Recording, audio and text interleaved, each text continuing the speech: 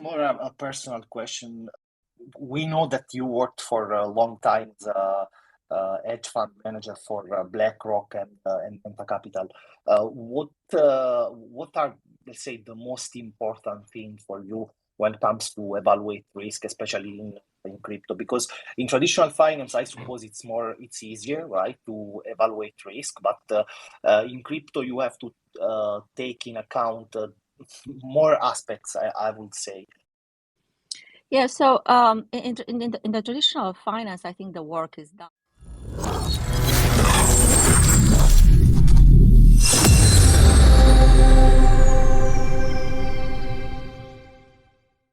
Discuss a little bit about what we are doing, what the future will look like for 3A, and if we can share some insight without spoiling stuff.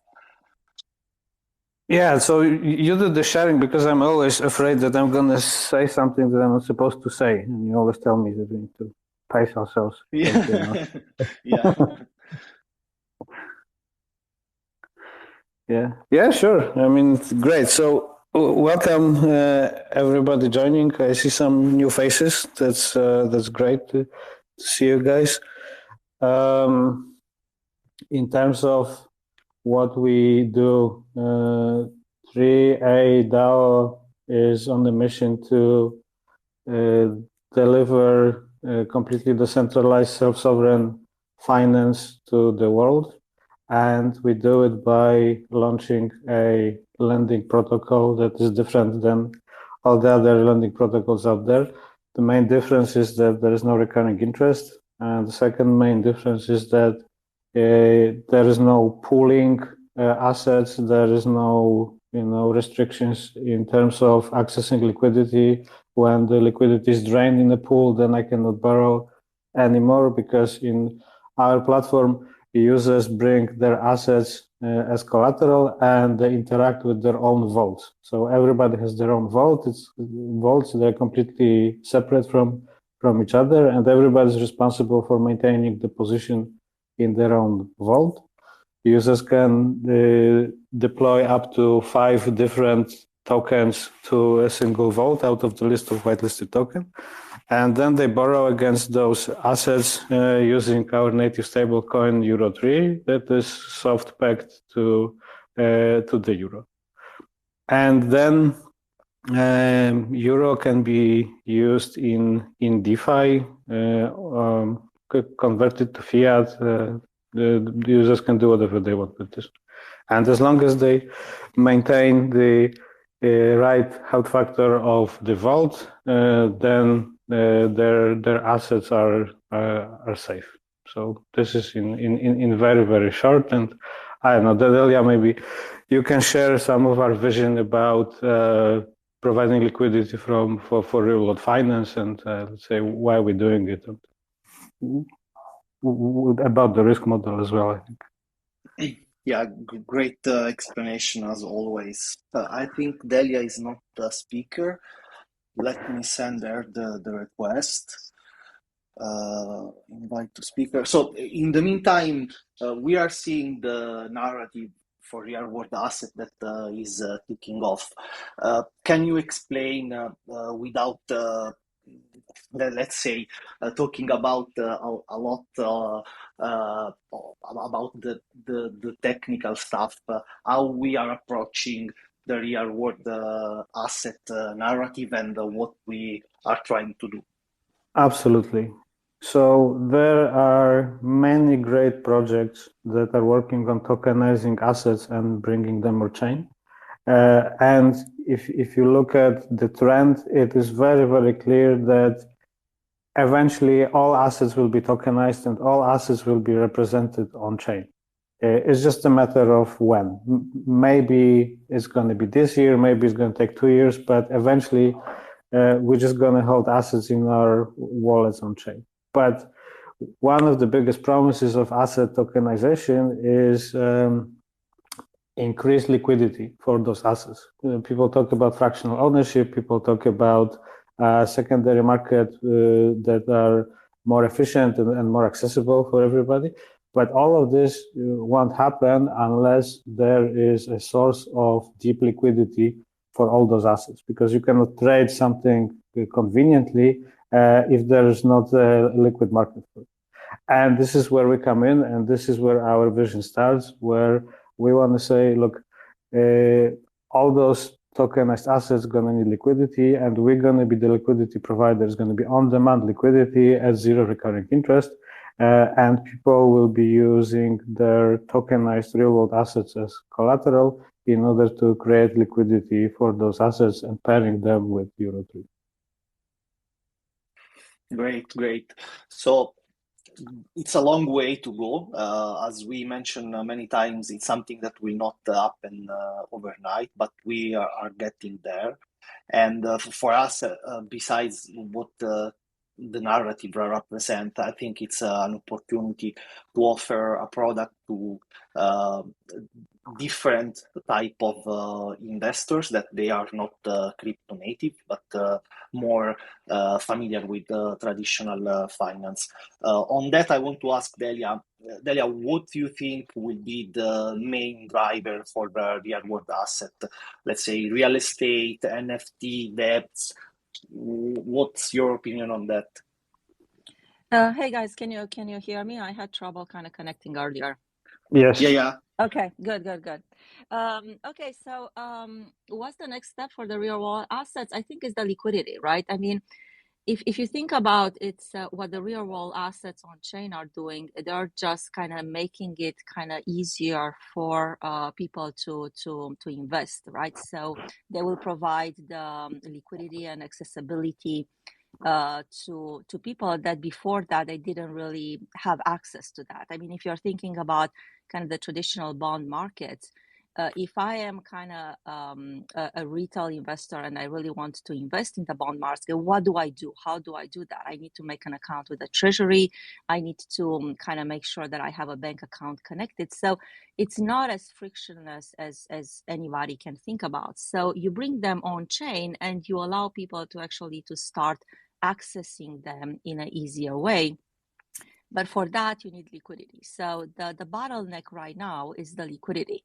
If we can actually allow and provide liquidity to those new products, I think the sky is the limit, right? Because those instruments will have more kind of bigger market, and then people can actually trade them on the secondary market.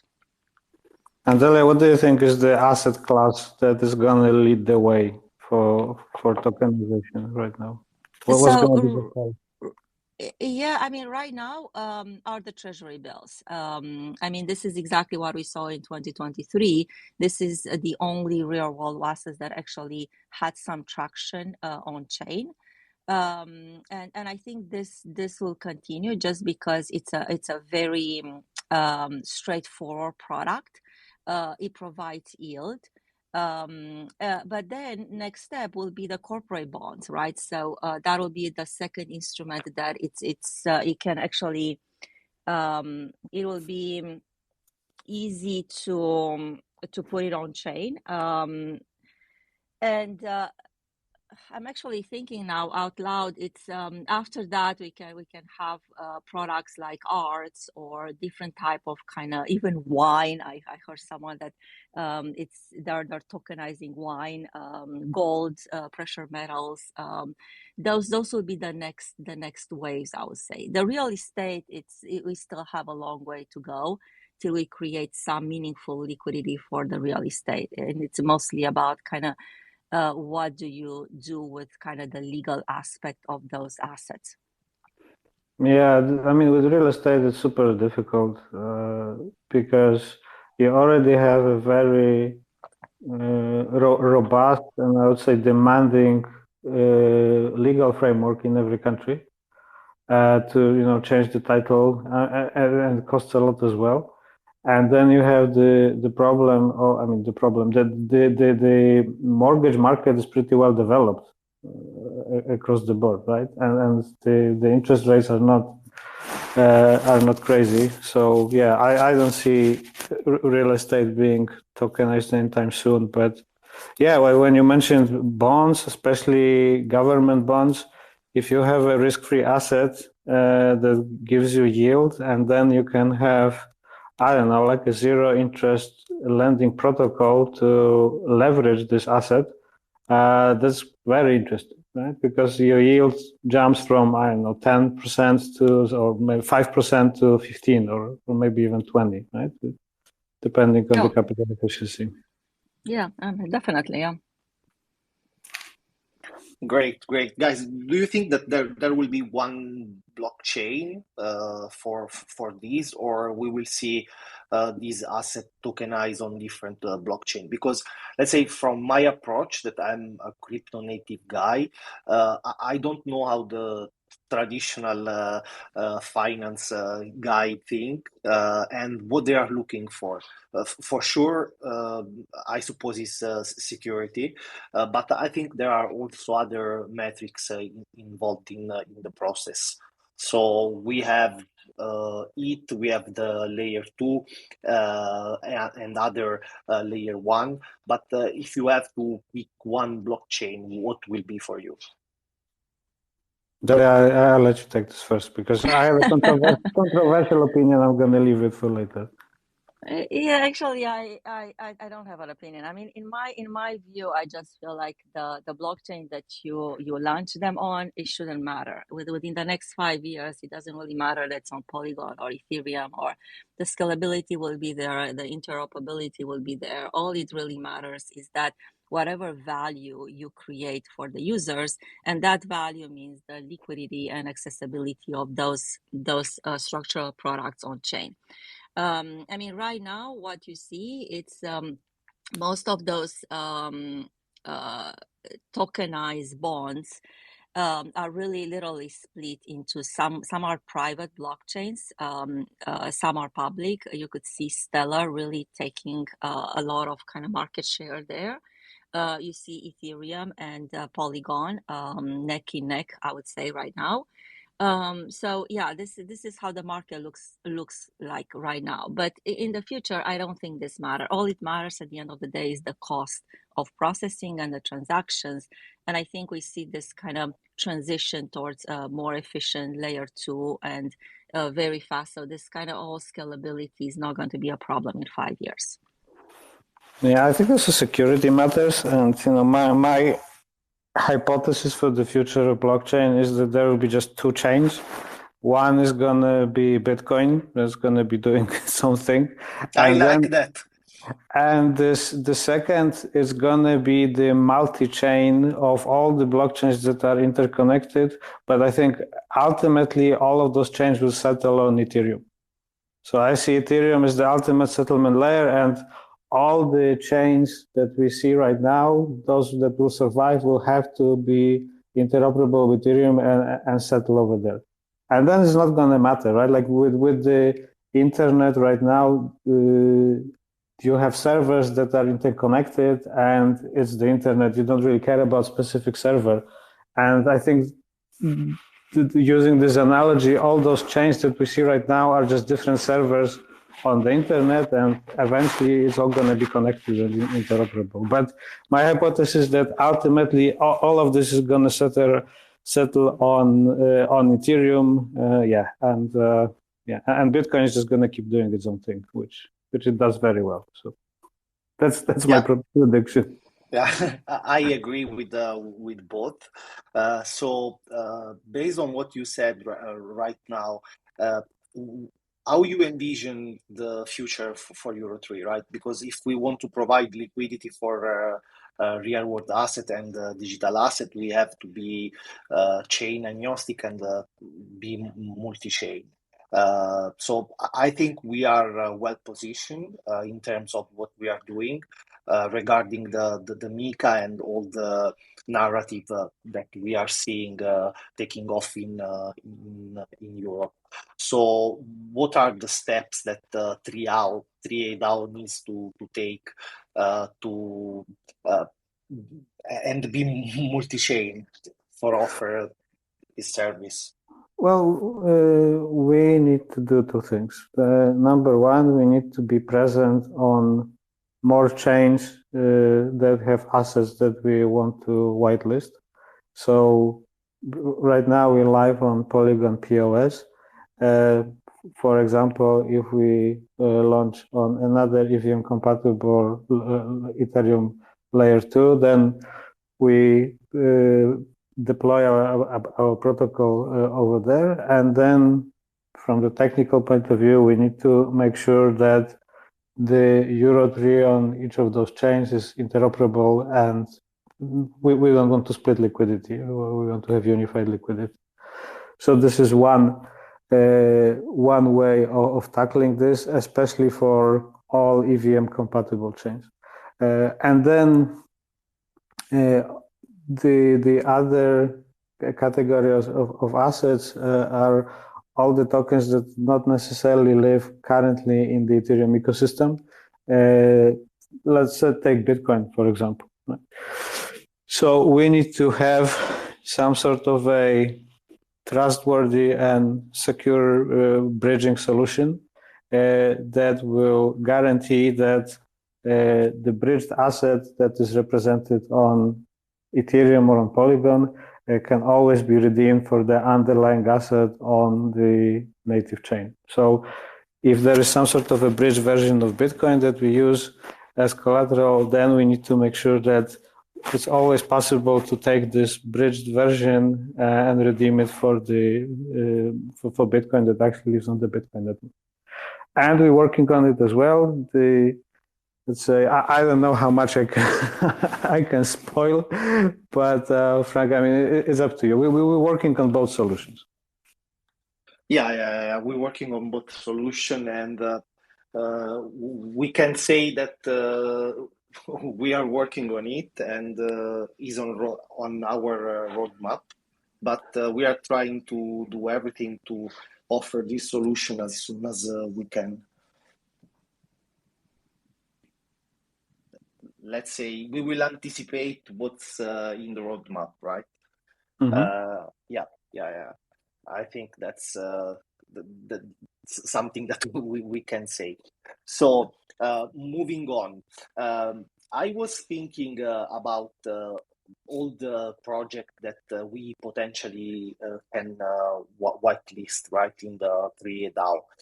Delia, can you share some insight on the risk model that you use to whitelist and evaluate the token that are used as a collateral on A3A?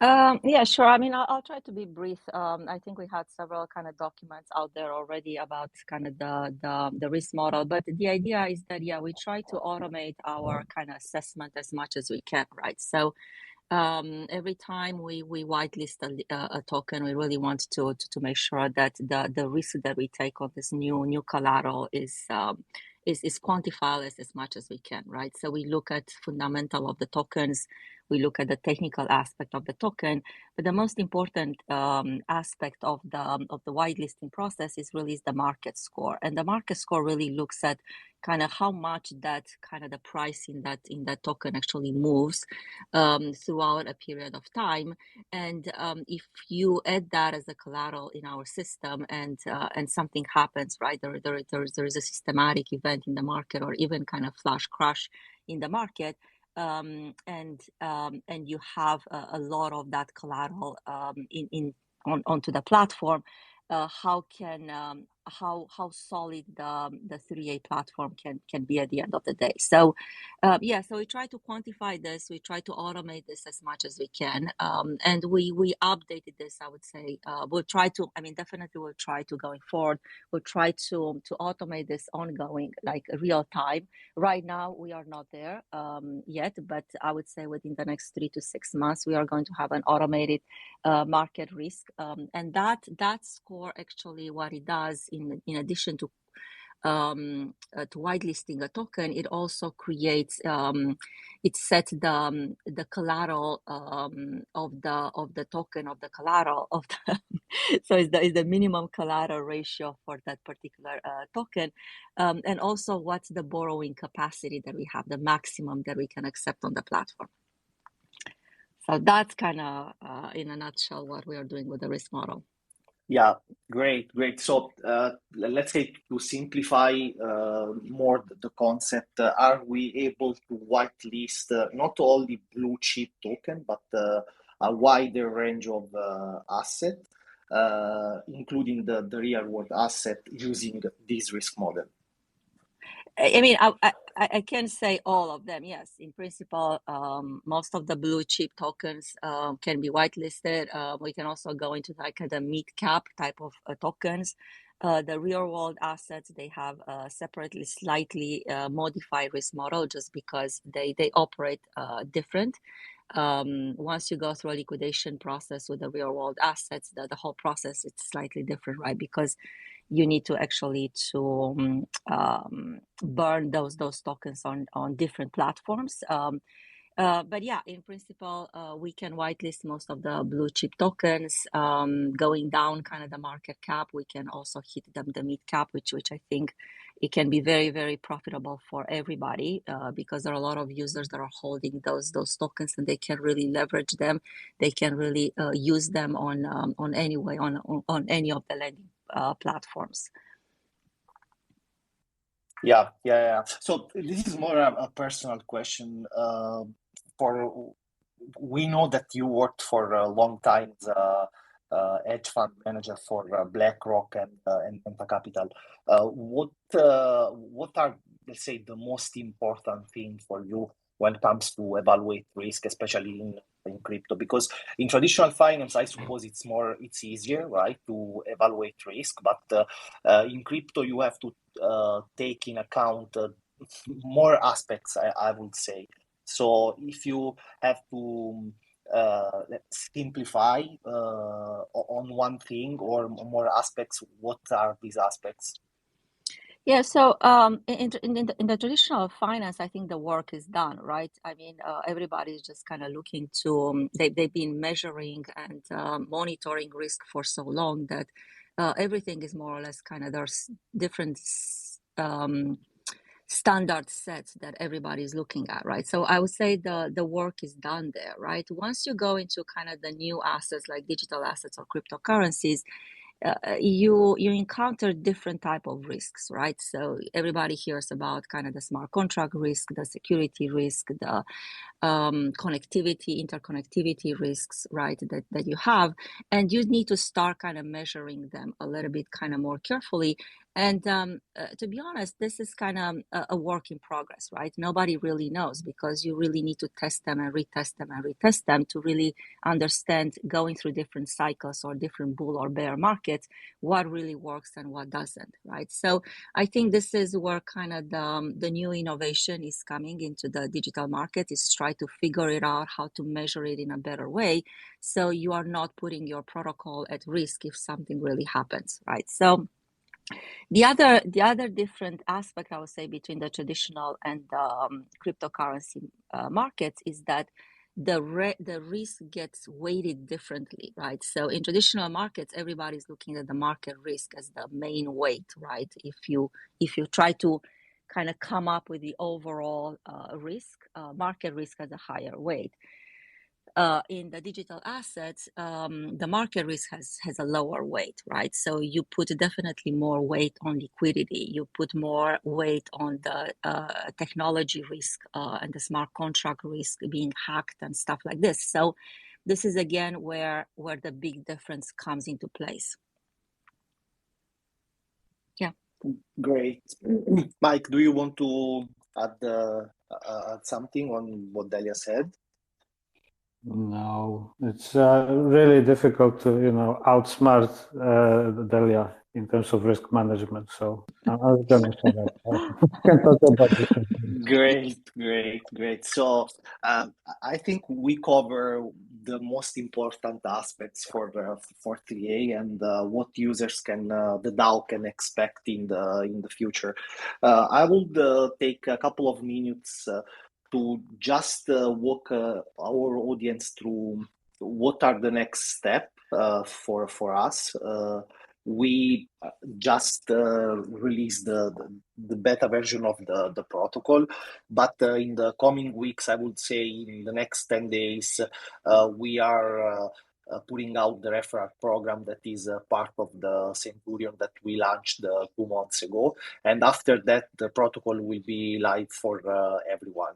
So users can expect more collateral and also, let's say, other features that will be added into the protocol.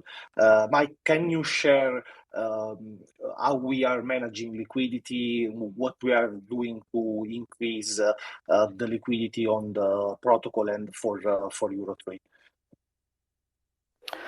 Definitely.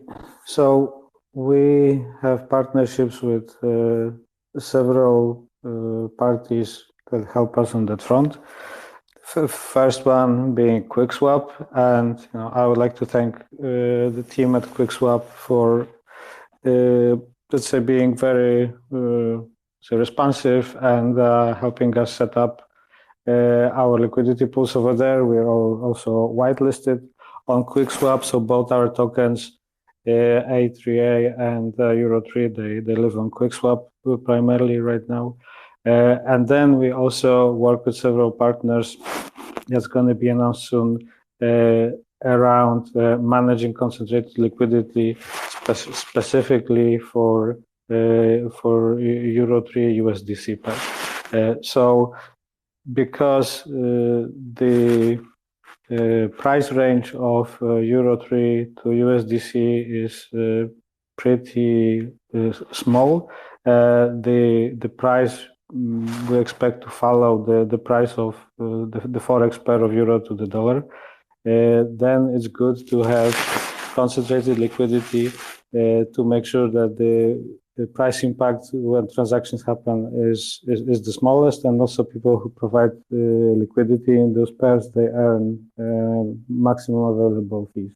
So we are working on that. We've secured several partnerships that are going to be announced shortly.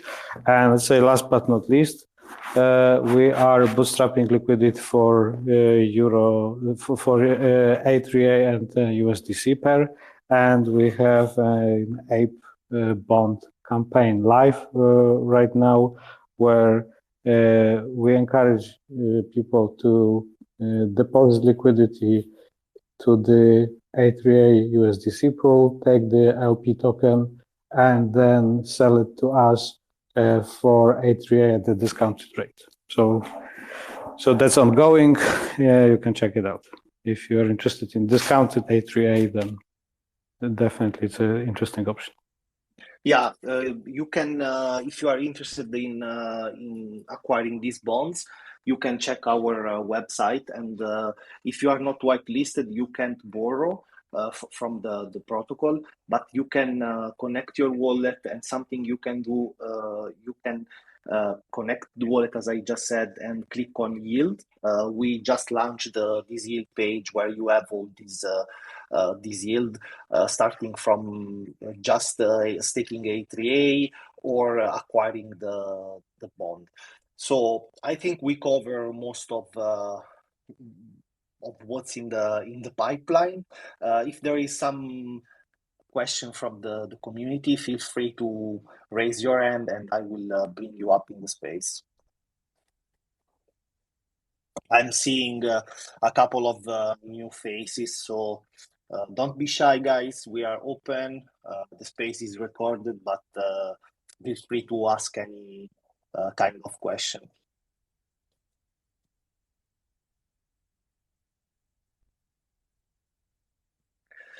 Great. I think there are no question. I would thank you everyone for being here. It's very important for us to share what we are doing.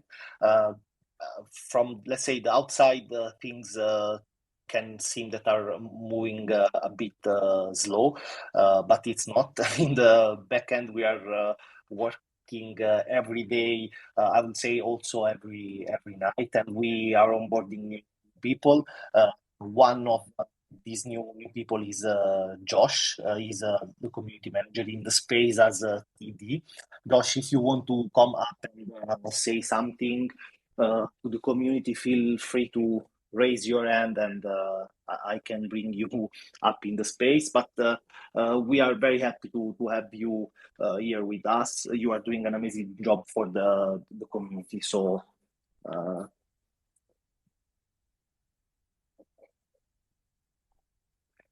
okay, guys, we can close the space. As I said, the space will be recorded, and see you on Telegram and on Twitter.